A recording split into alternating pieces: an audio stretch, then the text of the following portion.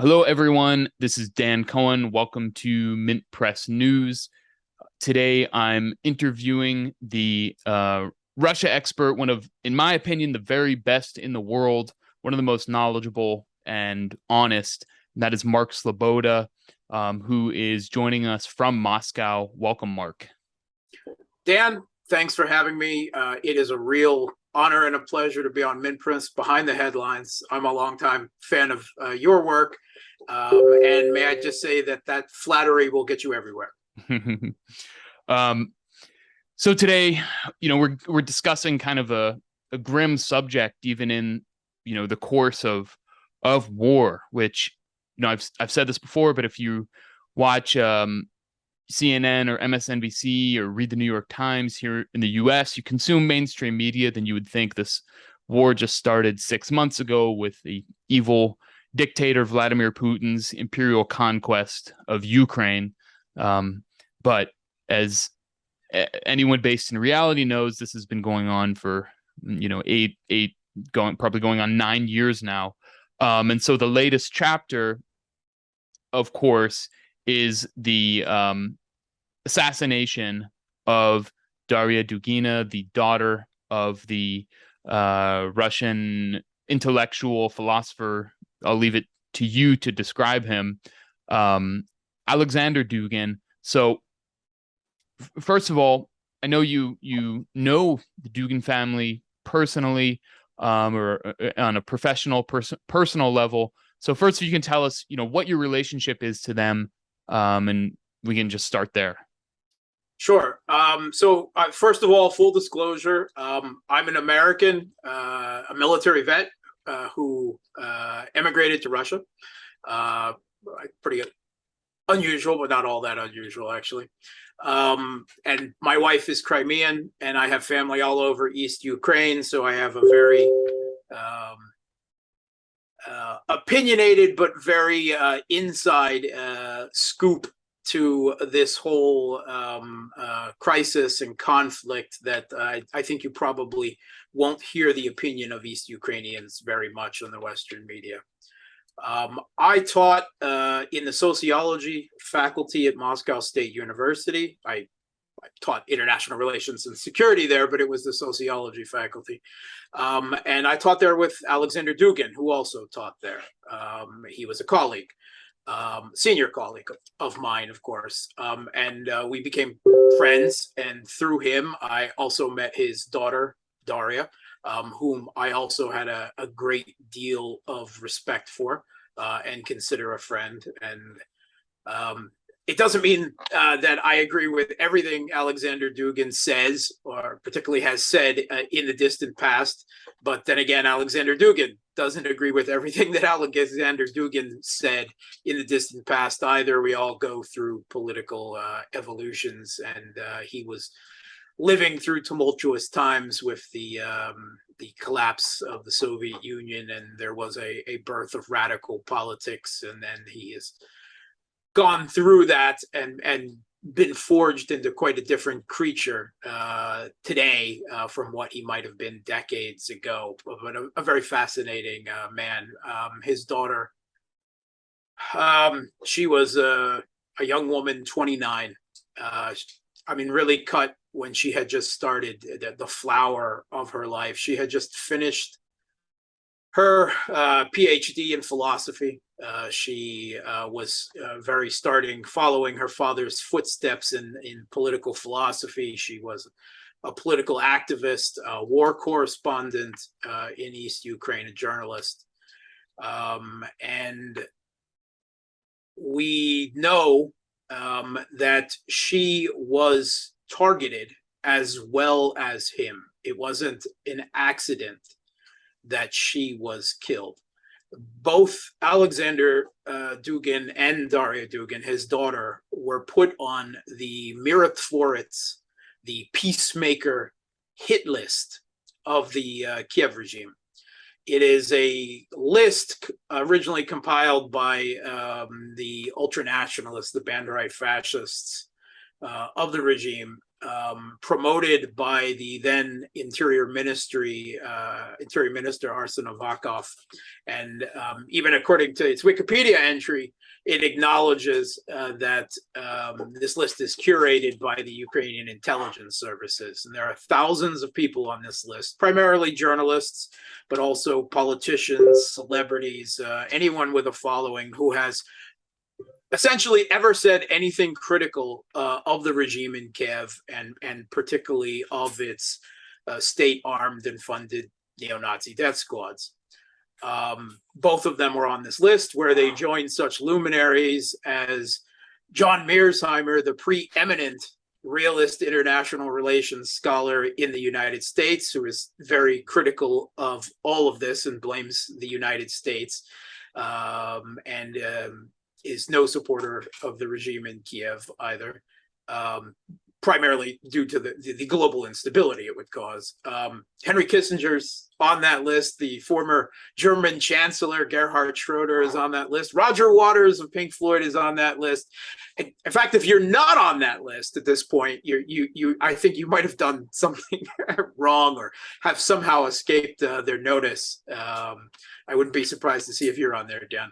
Yeah, I was a little bit offended. I thought I did some pretty good work, embarrassing the Ministry of Foreign Affairs, showing that whole propaganda dossier and showing their assassination plot, Zelensky's assassination plot against the opposition figure, Anatoly Shary. But, I will say I've been busy with a number of other things, so maybe I just haven't really broken through in the Ukrainian. Well, if you want, I could promote that Shary story a little bit more, and I'm sure we could get you on there if you want. Okay, all right, yeah. I'm sure my family would really appreciate that. Yeah, maybe not. But I mean, not to I don't want to joke about what is a really obviously a very serious thing, and a number of people, including Darya, have been assassinated. I think of I believe his name was Oles Buzina. Ole Buzina. Ole Buzina, yeah. Who was a journalist in Ukraine, critical of the Kiev regime, killed in the street. Exactly. I think just a couple days after he was put on that list too. Yes. He was a very primary target, and there was gleeful credit taking for that. Also, we've seen people who were politicians in Ukraine up until elected politicians up until the 2014 U.S.-backed Maidan Putsch, also put on that list and assassinated. So it is a serious thing. It is an abomination. And when we're told, that we're supporting democracy in the fight of authoritarianism in defense of a country whose neo-Nazi state-armed and funded have formed a hit list of everyone who's enemies of the state, and obviously something doesn't gel there. And there has been some muted criticism from the West, from the standard international Western humanitarian rights NGOs. That list should come down, but the money keeps rolling, the weapons keep flowing, and now Darya Dugin, life has been snuffed out at 29. Not only were they on the Mirotvorets list, of course, they were both on Western sanctions lists. Darya Dugin herself was on the UK sanctions list, Dugan on multiple of them, Alexander Dugin, which is really unfathomable because Alexander Dugin is made into a caricature and simultaneously blown up out of all proportion into some type of bogeyman, which bears no resemblance to reality whatsoever. Right. I mean, let me. One of the things I saw is in the aftermath of the assassination, all of the kind of corporate media outlets, the Washington Post, the New York Times, all had headlines talking about, the Dugans are the masterminds or the brains behind Putin's imperial conquest of Ukraine, and obviously this is phony, but to your point, I mean, so what is the reality of Alexander Dugin's relationship to the Kremlin or any kind Yeah. of decision makers or anything along those lines? Now, there is a few more honest Western Russia experts who will and have admitted this. Anatoly Evin at the Kinsey Institute is one of them. There are a few others that will grudgingly admit that actually Alexander Dugin, whatever his rather difficult to comprehend at sometimes philosophical treatises, he was a marginal political figure in Russia, and his daughter with him, of course. He had no influence, on Putin, on the policy at the Kremlin at all. Absolutely the opposite. And I say that with all due respect to him. He simply was a niche figure. And he has his followers, but he is not and has not been an important figure in Russia. He never met and never spoke with Putin up until at least 2 days ago when his daughter was killed in a terrorist attack. Putin has never once mentioned his name before that or any of his unique ideas that he has brought to Eurasianism or the other fields that he has developed politically or in political philosophy. In fact, in 2014, when the government in Ukraine was overthrown, the civil conflict there started, and we saw the Odessa massacre. Professor Dugan was particularly inflamed by that, and he became very strident and arguing that Russia should militarily intervene at that point. And the Kremlin decided on a different route. They helped, the people of eastern Ukraine and the Donbass to defend themselves, but they very much made clear that they would end that support if they tried to advance, right? If they tried to, after the Kiev regime's military forces were beaten twice in the field, it was still no, because the Kremlin was pushing the Minsk Accords. This attempt to, with a grand deal with Europe, with France, Germany, really, to forge a political reconciliation in Ukraine between the regime in Kiev and the Donbass, the eastern forces there.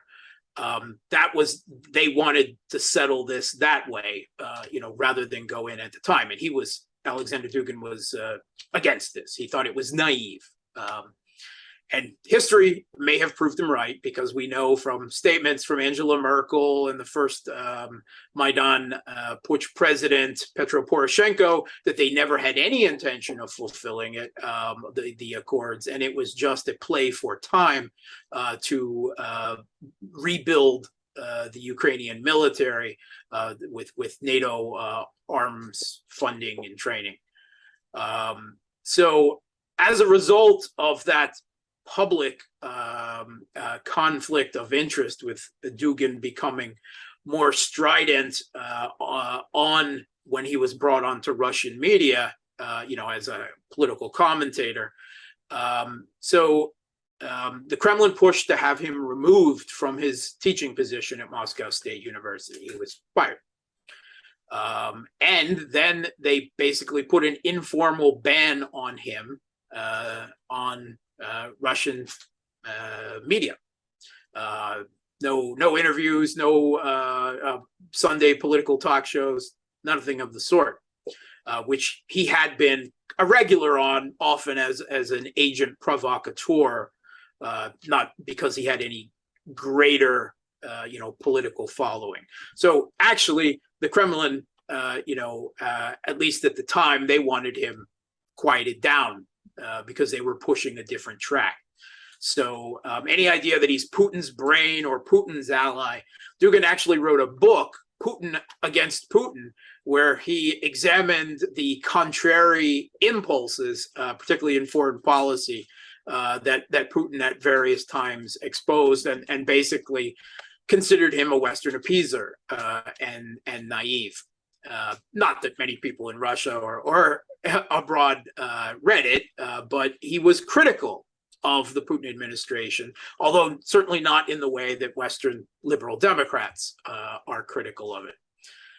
So not Putin's brain, not Putin's ally even, and his daughter followed in his footsteps, so the same was true of her. So then the question becomes, really, why was him and his daughter specifically also targets? And I think the answer to that lies in some culpability with the Western media. For years, he has been blown out of all proportion and caricatured into this bogeyman. And it was said that he was Putin's brain, that he was Putin's ideologue, that he was the architect of the Russian intervention in Ukraine. None of this is true in the slightest, but we're living in a postmodern disinformation war, where the meme has become the reality. And even if he had not done all of those things, it is believed in the Western mind, because of the media's exaggeration and misportrayal, that he was. And in the Kiev regime has echoed that propaganda, times 3. So the Kiev regime needs victories, because they are incapable of any military capabilities, any type of counteroffensive on the battlefield. One, to signal to a very divided country that the regime is still firmly in control. And two, to try to draw international, particularly Western attention back to them, because they sense Western attention and support starting to fade. Particularly in Europe, where the 6 major countries of the EU have not provided any new weapons promises to Kiev since June. And it's been decreasing since April, as Politico has reported. So they felt the need for something to demonstrate a victory. And obviously in the minds of the intelligence services of the Kiev regime, the SBU, getting this Putin's brain would be one such. A range of sabotage attacks, not doing significant damage, certainly nothing strategic, but grabbing headlines has been a similar tactic. This nuclear terrorism, blackmail over the Zaporozhye nuclear power plant, shelling it, and trying to blame Russia for shelling themselves there. That is another example, because it's really more about the PR value, the propaganda, and that, it seems, is why Dugan and his daughter were targeted. And I believe that she was particularly targeted because recently she went to Mariupol, to Azovstal, the steel factory where the Azov neo-Nazis had held out for some considerable time. And she did a tour through there, through some of their torture dungeons, which you didn't see in the Western media, but was certainly shown on Russian media. And she had some statements, because she also took interviews with some of the people from Mariupol to demonstrate what they suffered, being used as human shields, being shot if they tried to flee the city as traitors, and so forth. So they had a particular grievance against her. She had made some comments while she was there, and this has been completely distorted. Her statements. It is said that she called for the genocide of all Ukrainians. That's what you'll hear on Twitter. That's what you'll hear on social media. Darya Dugina, she was right. It was right for them to kill her because she called for the genocide of all Ukrainians. Mm-hmm. Okay, that's not at all true, right? And you don't have to trust me on that. You can look for, recordings of what she said, and the translations. It is out there. What she actually said was the war crimes perpetrated by Azov and the others at Azovstal against the people of Mariupol was inhuman, and that they should all face war crimes tribunals.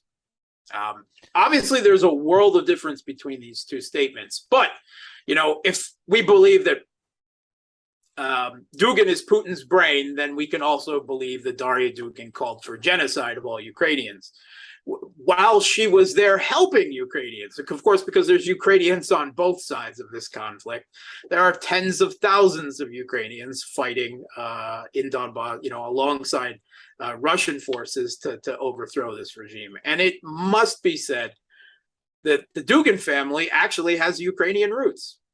Their family is originally, historically, from Ukraine, from Poltava. So all of this is really rather surreal. Yeah, I mean, your hypothesis, theory, call it what you will, that this is essentially done in order to gin up Western support for the Kiev regime, makes a lot of sense, in particular when you consider, I'm going to pull this up, this article as of today.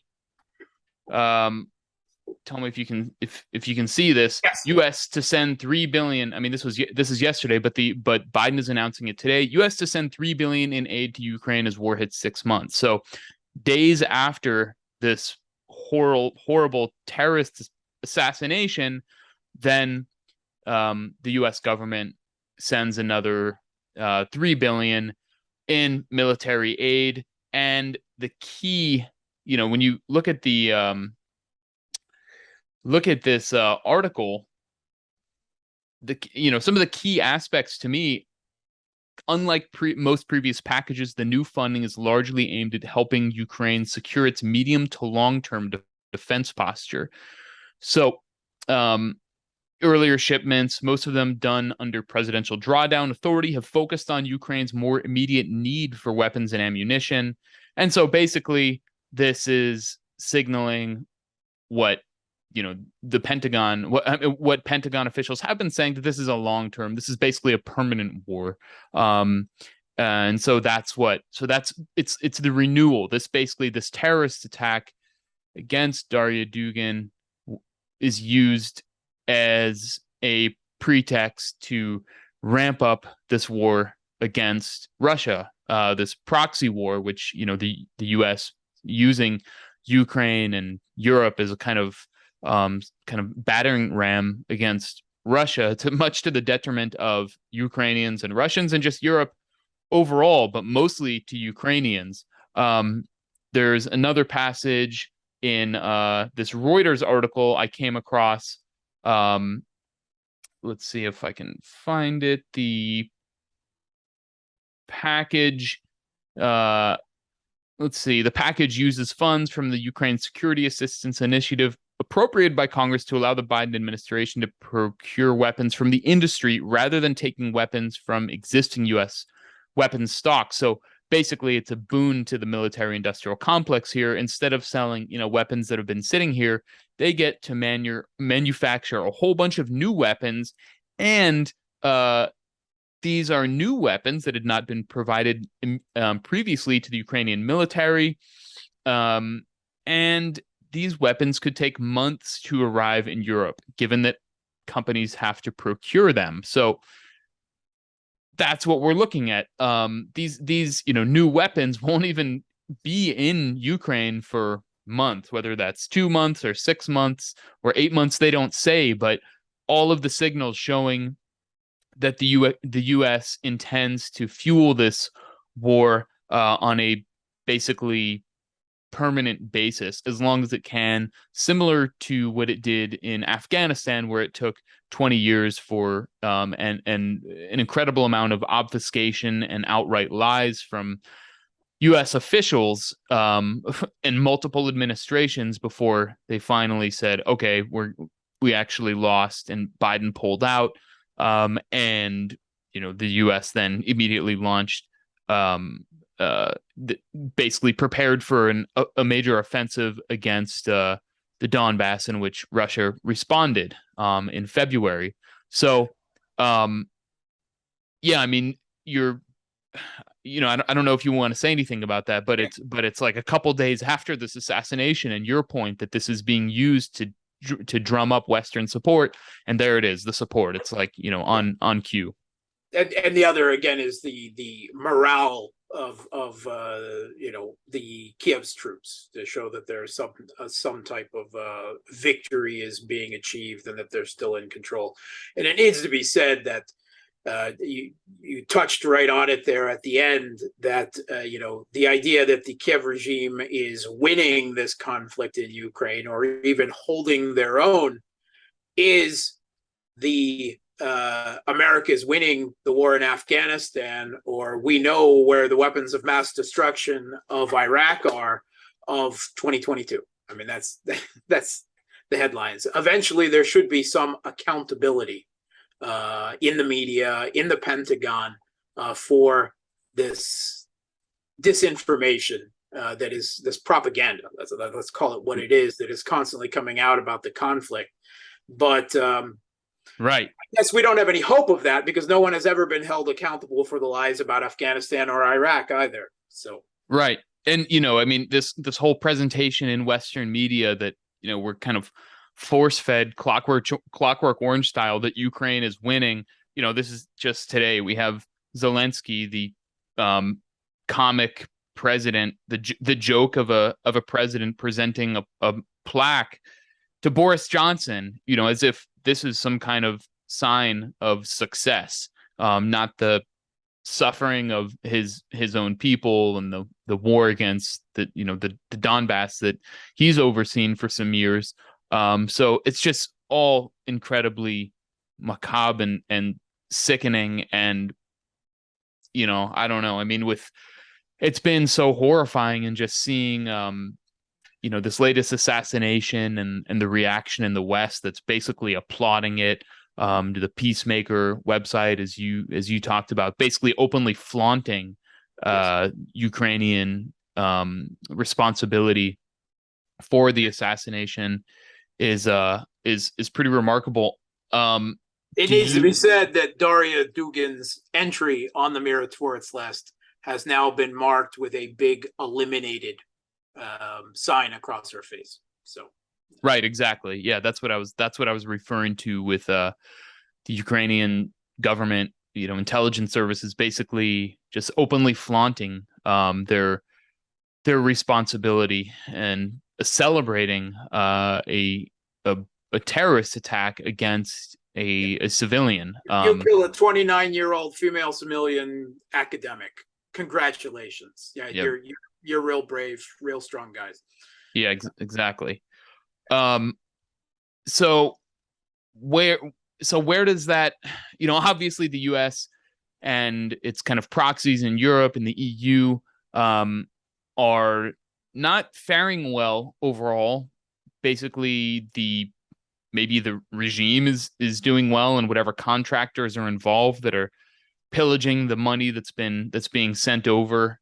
You know, what was the original, I think 40 billion, and then, you know, it's a boon for weapons contractors here. I mean, when I drive into Northern Virginia, I live in Washington, D.C. When I drive into Northern Virginia, the construction of giant mansions is just incredible. And I mean, I have to do a bit of research. I want to see the figures, but you know, it's pretty clear that that's only accelerated since February, and since these massive weapon shipments from the US. This is the thing. Actually, these weapon shipments aren't massive. I mean, in the scale of you know, what is on the battlefield and what Russia has destroyed of the first Kiev regime army. I mean, Russia has sent US has sent 16 HIMARS multiple launch rocket systems, a high-end multiple launch rocket system, right? A little longer distance and more accurate than the Kiev regime's existing multiple launch rocket systems, but still basically a rocket package on the back of a truck. And they've already lost 700 of those in a few months. What do you think 16 HIMARS systems is really going to do. I mean, if you believe the headlines, they're stopping the entire advance and allowing the non-existent counteroffensive in Kherson.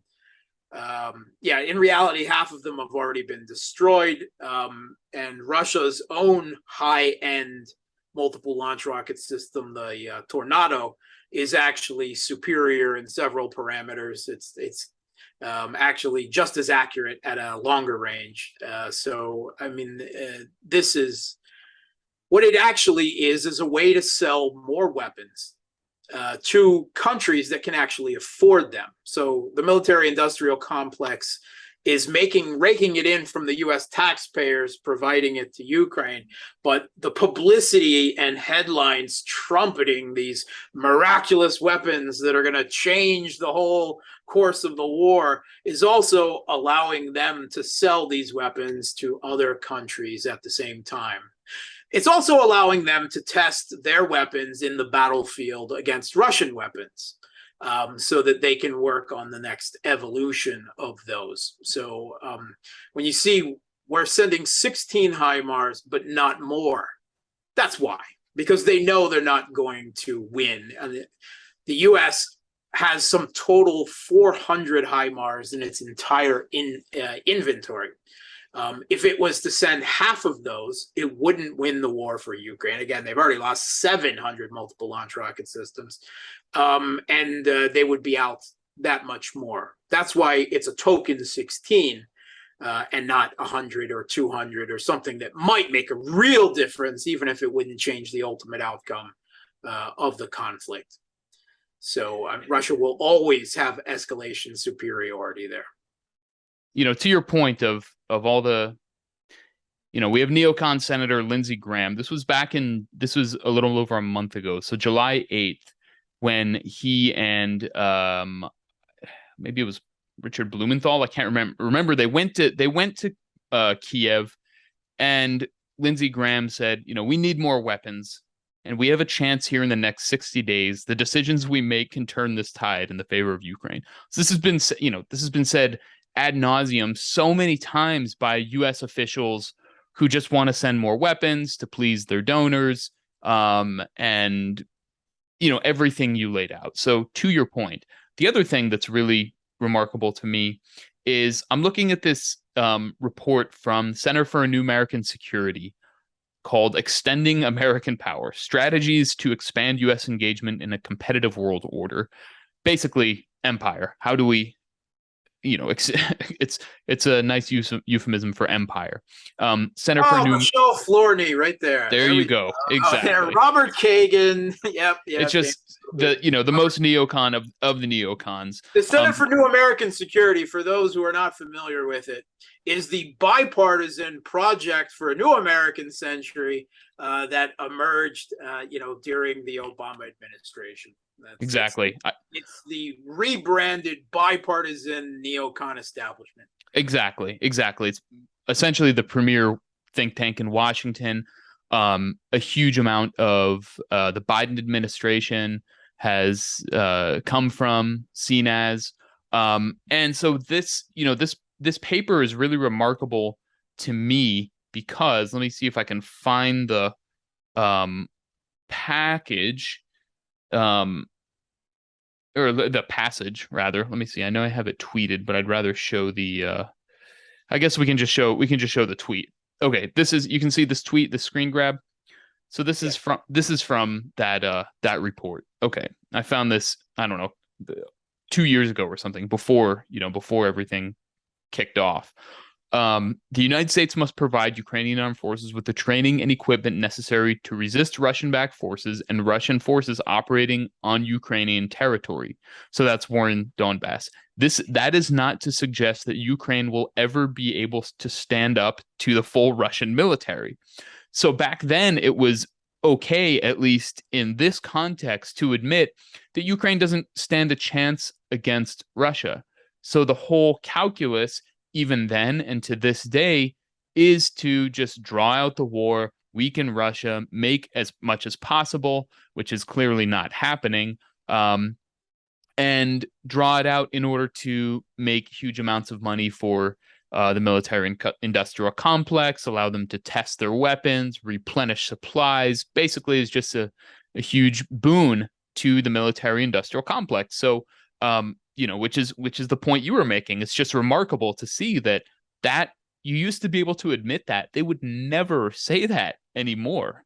Yeah, it needs to be said that the Russian intervention force in Ukraine, all right, has never exceeded 200,000, and that's including the 50,000 East Ukrainians of the Donbass militias that are there. This is less than a tenth of Russia's total military force. They have deliberately not escalated further at this point, partially as a signal because they don't want to end up with a shooting war with NATO. So they were trying to signal at one point at least that their aims were limited. But that has obviously been completely ignored in Washington. And also 200,000 on paper, at least, the Kiev regime had a military of 700,000 with their vaunted, when they forcibly conscript everyone in the country, they raised that up to another million on paper anyway. But obviously you see that the Kiev regime outnumbers the Russian intervention force by several times there. Yet military logic says that the attacker should have a 6-1 or at least a 3-1 advantage.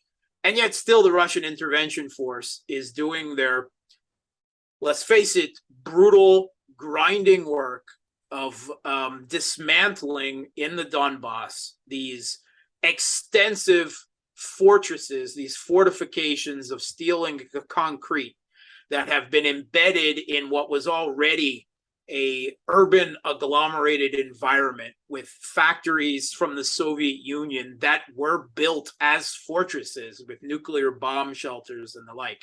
These are like nothing. World War II didn't have anything on these fortresses. They were built up over 8 years with Western money and with Western training and Western arms. And Russia is on their own timetable, slowly grinding through these forces with their artillery-heavy, fires-heavy strategy that is minimizing their casualties while maximizing the opponent. And they're winning. And they're winning, strongly through what is should be incredibly difficult, defensive lines to take. And it's being presented with complete disingenuity that Russia's advance is stalled or it's taking so long or they're exhausted. And none of it is actually true from anyone who really knows what is going on. Actually, Russia is able to recycle its troops, give them time off, give them rest, because it's doing all of this with a very minimal force at the front. And it is really a meat grinder for the Kiev regime's forces. And that is actually the words of one of the Ukrainian soldiers at Pesky, which in the last 2 weeks was taken by Russian and Donbass forces. And this letter, it's really tragic. It's touching. And I think it's important for Russians and to emphasize with Ukrainians. At the funeral of his daughter, Alexander Dugin, the great evil fire-breathing fascist, Putin's brain as he's presented, said, we are at war in Ukraine. We are not at war with Ukraine. And that really what it is. The Russian military is trying to remove first it was demilitarization. It has since, because of the flow of Western arms and the atrocities that has been committed, the Russian goals have now been clearly stated by Lavrov as of a month ago. It's now regime change. They're going to help Ukrainians liberate from this regime. But this letter, you want to hear what Ukrainians are really saying about their own thing. It was printed in the Ukrainian press. And on my own YouTube channel, if I could make a little plug here, a small starting out thing, Realpolitik with Mark Sleboda, I read this whole letter out. And I think everyone needs, who really wants to understand what is actually going on at the front. It's tragic for the Ukrainian soldier who, are not neo-Nazis, which it must be said are a minority, but a vanguard that is the driving, controlling force. Yeah, well, everyone take a look at that on Mark's channel. And we welcome the plug and appreciate your work over there. So everyone, yeah, definitely check out Geopolitics with Mark Sleboda and subscribe to his channel. The other thing I wanted to bring up from Michelle Flournoy, who, we should point out, she almost became Secretary of Defense under Biden, and even, was very close to becoming Secretary of Defense. She's very close with Tony Blinken, who is Secretary of State. He was originally, in after Biden had won and they were kind of hammering out the cabinet positions, Blinken was going to be National Security Advisor, which he was to Biden during the Obama years. And he, of course, ended up becoming Secretary of State. And Flournoy, I think, was seen as a little bit too hawkish, which is kind of crazy to think because, this is maybe the most neocon administration in the history of the U.S. I mean, in terms of what it's actually done, launching, really just kicking off this entire Ukraine thing, and going to war in Iraq was, of course, the idea of the neocons, but this is another level. We're going into, we're into what they call great power competition. It seems to be another level to me. And so the fact that Flournoy was just seen a little bit too hawkish is kind of remarkable. But it's interesting that the State Department under Blinken is, supposedly the Department of Diplomacy is actually far more hawkish than the Pentagon right now. And we saw that explicitly in this conflict when the Blinken was pushing for a no-fly zone and delivery of fighter jets to Ukraine, and the Pentagon had to say, "Yeah, no, we don't want World War III quite yet. Right. We're gonna put a kibosh on that," and that is extraordinary. When your Department of Defense, your Department of War, is cooling the heels of the State Department, it just says there is no diplomacy. The diplomacy there, it's not walk softly with a big stick. It's walk around beating everyone you see with this stick. Right, exactly. And so the Pentagon is like, let us just, keep running this scam where, we just keep sending some weapons over there and making money for the military industrial complex, and just keep this going instead of actually starting to World War III, a hot war with Russia, because then the whole grift falls apart. Let me bring up this article from Flournoy this is May of this year. So how to prepare for the next Ukraine. Washington must ramp up support for vulnerable partners before it's too late. So Flournoy is already thinking. Taiwan. Yeah, right, exactly. Obviously, this is about Taiwan, which the U.S. created the provocation with Pelosi going there, and China, warned the U.S. and decided not to shoot down her plane, which, for the better of the world, I'll say, but. But the U.S. just really, showed what it's about, that it's trying to aggravate and inflame, and so there, there's a lot to this article in Foreign Affairs, but the part that I thought was fascinating is this. Here's the selection is: in Ukraine, Washington now has a working model for strengthening the ability of its allies and partners to defend themselves and possibly to deter future conflict. So a working model. That's what Michelle Flournoy, representing, not just the military industrial complex. It's bigger than that. It's the Washington establishment and everything that goes along with that, calling this horrific war a working model as Russia is slowly but steadily advancing. And really, I mean, of course, there are no winners in war because it's just a horrific affair.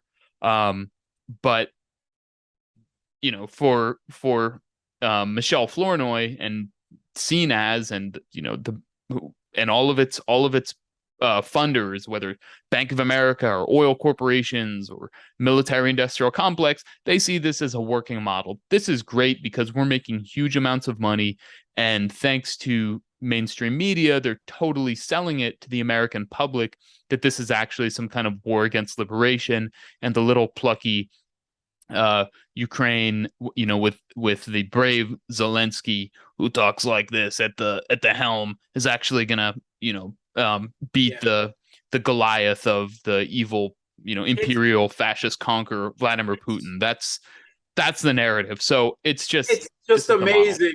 This Vogue virtual president, very much a wag the dog scenario from top to bottom, and that's the way Americans view Zelensky, the Vogue heroic president. But of course, in this part of the world, he's remembered as a rather crude stand-up comedian, which is what he was directly before he became the president of the regime in Kiev. And that's where he made his fortune, actually, often making stuff for Russian entertainment, basically, where the real money for his comedic company was. But we remember him here, particularly of his skits where he is playing the piano naked with his penis. Right. Yeah, the classic clip. It's up there on YouTube. I recommend you. So it's pretty hard for me to square the two in my mind. I will have to admit. Right. He's become like a different kind of joke. He went from like making jokes to being a joke himself.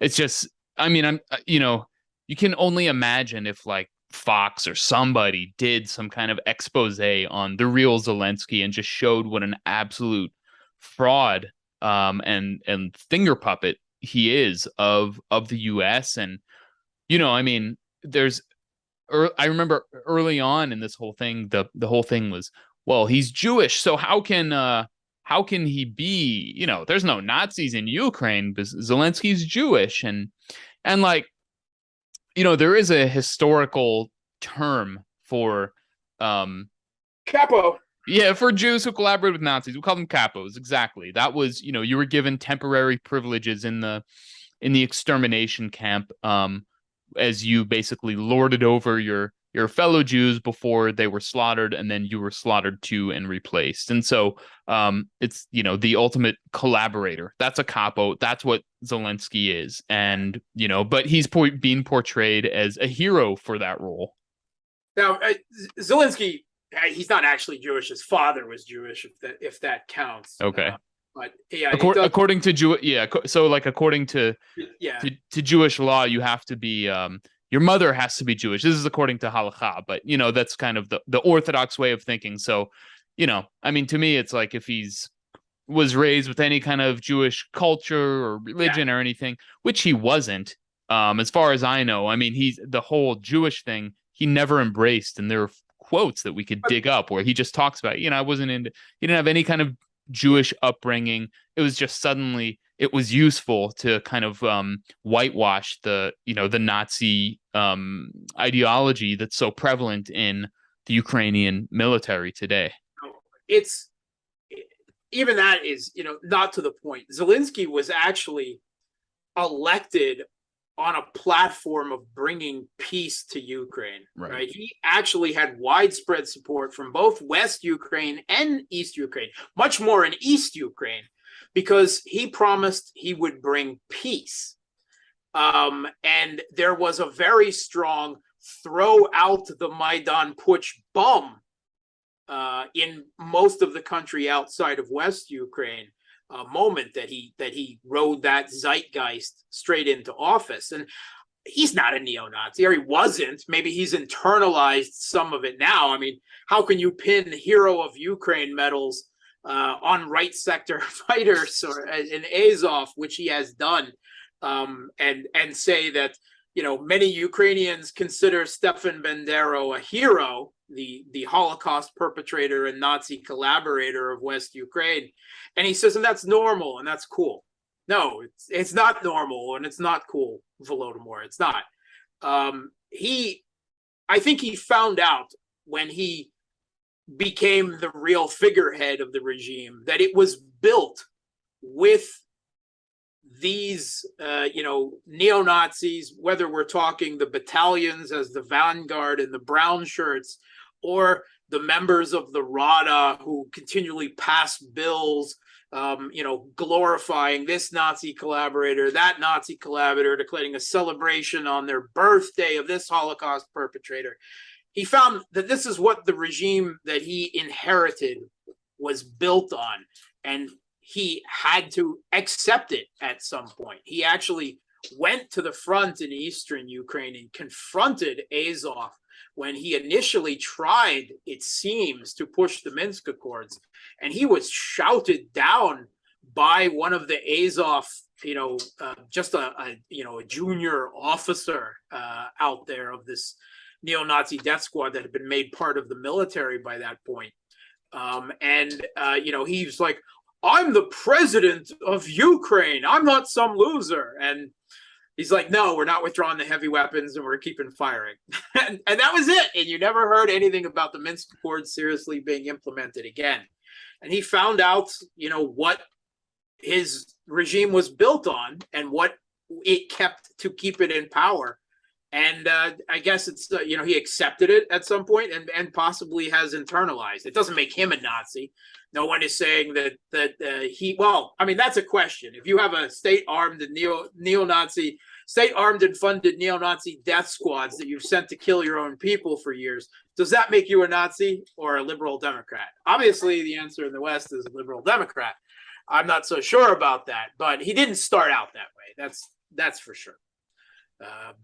Right. Yeah, I think he has very little power, and there's also the oligarch backing him that helped, made sure that he got into power, created the television show, The Servant of the People, where he played a guy who accidentally became the president that would go on to make him the actual president in this virtual reality that Ukraine is living in right now. But that Jewish oligarch, Kolomoisky, even the Ukrainian press was funding Azov and Aidar and everything from the very beginning, from its formation on the Maidan. So being Jewish didn't stop that either.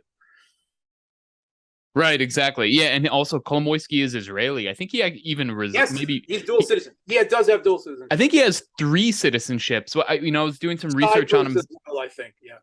Yeah, and so I think I don't know who pointed out to him that it's actually illegal to have dual citizenship in Ukraine. And so he said, well, I have 3 citizenships, and he has Israeli citizenship. And I'm pretty sure he spends most of his time in Israel, which just is almost like too perfect. It makes too much sense. But yeah, I mean, it's a fair question. I tweeted out a photo of Zelensky some months ago wearing, it's the Iron Cross of the Ukrainian military. And then I kind of intimated that he was a Nazi, and I got attacked massively for it, which, I really should have just been more clear in my criticism that it's like, I mean, I wasn't trying to say that he is a Nazi. I was trying to say basically what you are, which is that the guy lords, he's the technical head of a state that is essentially run by Nazis, and he's a Nazi apologist. And so it's like, well, where is the boundary between Ukrainian nationalism and Nazism?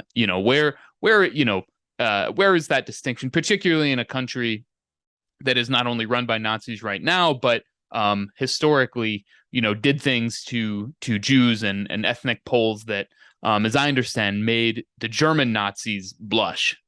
Yeah. So Yes, yes, that was very much the history of West Ukrainian collaboration with the Nazis, which is really, this is a replay of all of that. I mean, the goal, the whole project here since 2014 has been the manufacturing of a united Ukrainian nation, not just West Ukraine, that was anti-Russian, the manufacture of that. And you need some type of appeal to history when you're going about a nation building project like that. And that is all they really have to draw on for an anti-Russian sentiment in Ukrainian history that certainly that anyone remembers.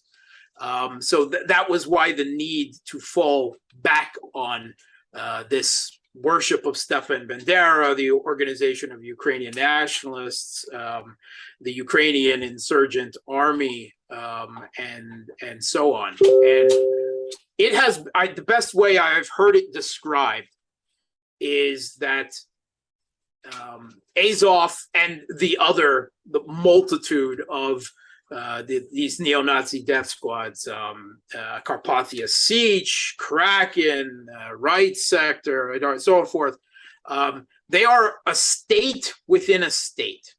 Right. Do you know who said that? Yeah, it was the C-14 leader, the neo-Nazi C-14 leader whose name escapes me at the moment, but that's who I know who said it.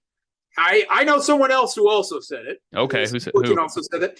Radio Free Europe, Radio Liberty, back when they were reporting I believe it was about 2016, 2017, when they were actually doing some reporting on Ukraine, and they said, hey, these guys are neo-Nazis. Huh. Yeah, that article is still out there. Take a look for it. Azov, a state within a state. And that was said at one point. It certainly wouldn't be said now by Radio Free Europe, Radio Liberty. Right. Article. No, that's amazing. I'll have to dig that up. I mean, it's, there's been so much, obviously the tone, everything the Western media has said since February has completely changed. It was, Ukrainian Nazis and the existence of far-right paramilitaries and the concern about these people, UK and US citizens going to train in Ukraine and coming back and presenting a domestic threat. All of that suddenly got replaced by these guys are freedom fighters who are going to go fight Putin, and we have to send them weapons, and they just want to kiss puppies, but actually they have to fight. Yeah, I mean that's just a perfect example. I'll have to find that article. Do you know what C-14, the group, what C-14 means? Yeah, it's the 14 words of the white supremacists. Like, yes, we have to, right. The letter C is S in Slavic language. Okay. And the word for word is sloth. So that is C-14, the 14 words, literally. I've never actually seen that acknowledged in the Western press whenever C-14 has been mentioned, because we know there's no neo-Nazis in Ukraine. It's all Russian propaganda. Right. If only like Ann Coulter or something, were to go head C-14, then maybe the Western press would pick up on, or they would just, they would say that she's great. Or I don't know. It's just the most unbelievable hypocrisy. I guess after this many months of it, it's starting to normalize in my mind, but it's just incredible how the Western media has completely embraced, Sig Heiling Nazis and made them into heroes, and polite liberal society here in the U.S. has totally accepted it. I mean, when I go across the river into Washington D.C. into Capitol Hill, the amount of Ukrainian flags I see flying from people who purport to love democracy and stand up for liberal ideals and all of this stuff is just incredible. It's still mind-boggling, but the sad thing is there was nothing wrong with that blue and yellow flag until right. Banderite fascism draped it around their shoulders, right, when they weren't actually showing the black and red flag. But this is just a repeat, because in the 1950s, when the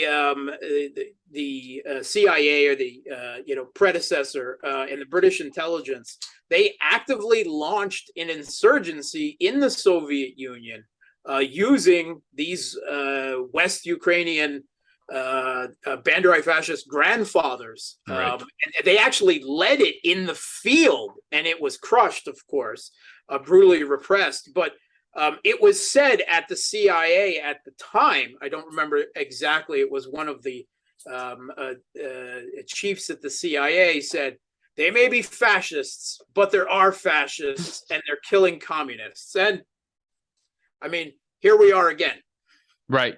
Exactly. Except of course, the main difference is that, Russia is not headed by a communist party, and the Soviet Union, was crushed, was destroyed decades ago. So, the U.S., continued this crusade and showed that it's fundamentally that, you can't have, whether you're headed by a communist party and instituting socialism, this kind of thing, it doesn't matter. It's any kind of independence from the kind of imperial U.S. cartel will not be tolerated. And obviously you see that with, Iran, or, so it seems to me that any country that falls, that looks to chart its own independence, and that usually means some kind of improvement in the material conditions of its citizens, even if it's not, socialist or whatever, is just seen as unallowable and, a reason to be overthrown. Dan, I'm confused. Are you suggesting that Putin is not a communist trying to reform the Soviet Union? I mean, I think that exposes that then, and this now exposes that it was primarily then, and certainly is now, with all the masks off, not about ideology, not about capitalism versus communism, not about democracy versus authoritarianism. It's pure, brutal geopolitics. And yeah, that's everything that Ukraine is. The U.S. geopolitically flipped Ukraine in 2014, getting its jackboot directly on the Russian, geopolitical neck, what Rand Corporation likes to call their pressure cooker strategy of surrounding, containing with a number of proxy states that are hostile to the state to be surrounded, turning their neighbors against them. That is what happened, and they're fighting to keep that, and they're willing to take us really close to a hot war between two nuclear powers in order to maintain that. And that is frightening, of course. Yeah, so do you see, this latest escalation, the assassination, more weapons to Ukraine? Obviously, the U.S. is kind of trying to keep this position of constant, aggression, and just keep the fire burning in Ukraine. And it's not really having the desired impact in terms of weakening Russia. But and everything is showing the U.S. is just going to continue this as long as possible and maintain this sort of status quo. But do you see any possibility of ending the war without, regime change, or when could Russia conceivably achieve its objectives of, essentially pacifying or demilitarizing or regime change in Ukraine? I see this as a forever war. I see this as a permanent area of destabilization in Eastern Europe, and the marking of the great decoupling that ends globalization as we know it. It breaks the whole world up into regional trading blocks and forces us back into a bipolar world. I do, even if, and I assume Russia will certainly take the Donbass, and then they'll pause for a moment and say, do we go on, or are you done? And then they will take the rest of East Ukraine, where there are no such defenses as were built up in Donbass. It will be open battle across steppes that will highly favor Russian with its air dominance and heavy artillery. We've seen that in the south, where the great, much ballyhooed southern counteroffensive to Kherson has now gone in reverse before it ever started, and Russia is now making enough. What was a defensive position, they're finding, is just moving into an offensive towards Nikolaev, because there's nothing left there to fight. But then they'll reach the Dnieper, and then the question will be: do they go for a regime change directly in Kiev, one way for another? I can't imagine they would siege Kiev, but at this point, there will be considerable domestic discontent with Zelensky for all of his lies about we're winning and so on from the very beginning. But I mean, in West Ukraine, they would never accept Russia, and I think Russia would be suicidal to send their troops into West Ukraine. It would be an insurgency much worse than in Afghanistan. I think they understand that. But that will leave a Ukrainian rump state, a Banderistan, if you will, that will still be used, right? The best we can hope for is a frozen conflict that will be cemented in some type of, Transnistria type arrangement, possibly, but there will be continual flare-outs of violence. I don't see this ending over the long term. In our lifetimes, there may be moments of ceasefires and more frozen than others, but I don't see this ending. I don't see us returning back to normal. And as Russia either seeks to, bring the regions of East Ukraine, first Donbass, Kherson, and Zaporozhia, either into Russia, as they did Crimea with referendums, or that will not, of course, be ever accepted by the West. Or if they try to elevate, as they have already started to do, the repressed politicians of Eastern Ukraine, who have been repressed for the last 8 years, back to positions of power. Still, part of the goal here, why the West is dragging this out, I think it's become clear they thought that their economics, their sanctions would crush Russia. They had a very bad understanding of Russian society and Russian economy. But even more than that, they had a real failure to understand the global economy, the importance of commodities that Russia provided to the global market, which is, seen this sanction war hurt the West more than it has hurt, far more than it has hurt Russia.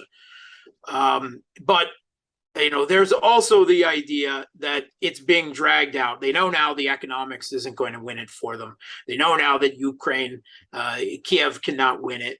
They know there's not going to be an uprising in Russia against the war. So they're left with two things. One is this idea of weakening the Russian military.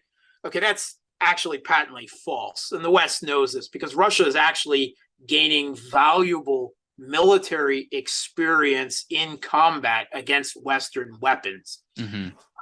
And that is one of the things, other than, of course, the money, that has made the U.S. military so powerful for decades, is they are the most used military, right? They are constantly evolving. They have actual battlefield experience that counts for a lot. China hasn't fought a war in decades, right? Right. So all the money, until it's battle tested, until it's allowed to evolve, that actually matters. But I think there is another far more cynical, far darker reason for dragging this conflict out. I think that the United States wants as many Ukrainians to die as possible. And you can say, how can that be?